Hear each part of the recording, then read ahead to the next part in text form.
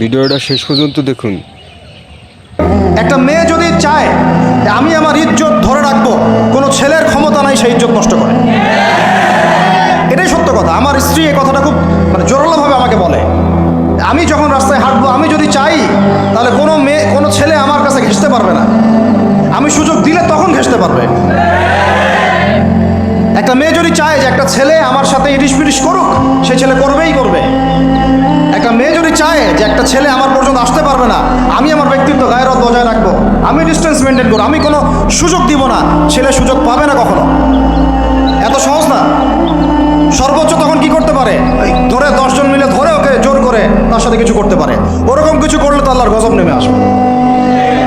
ওই যে সারা আলাইহিস সালামকে তুলে নিয়ে গিয়েছিলেন একটা বাদশা, মনে নেই আপনাদের? সারা আলাইহিস সালামকে একটা বাদশা এরকম উঠাই নিয়ে আসছে।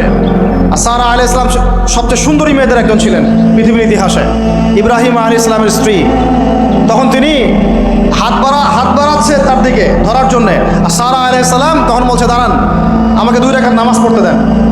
2 রাকাত নামাজ পড়ে তিনি আল্লাহর কাছে হাত তুলে বলেন, আল্লাহ, তুমি জানো আমি আমার সতীত্ব, আমার ইজ্জত, আমার সম্মান আমার স্বামী ছাড়া আর কারোর সামনে কখনো প্রদর্শন করি না। আজকে এই জালেমের হাত থেকে আল্লাহ তুমি আমাকে বাঁচাও। ওইদিকে ইব্রাহিম আলাইহিস সালাম নামাজে দাঁড়িয়ে গেছে।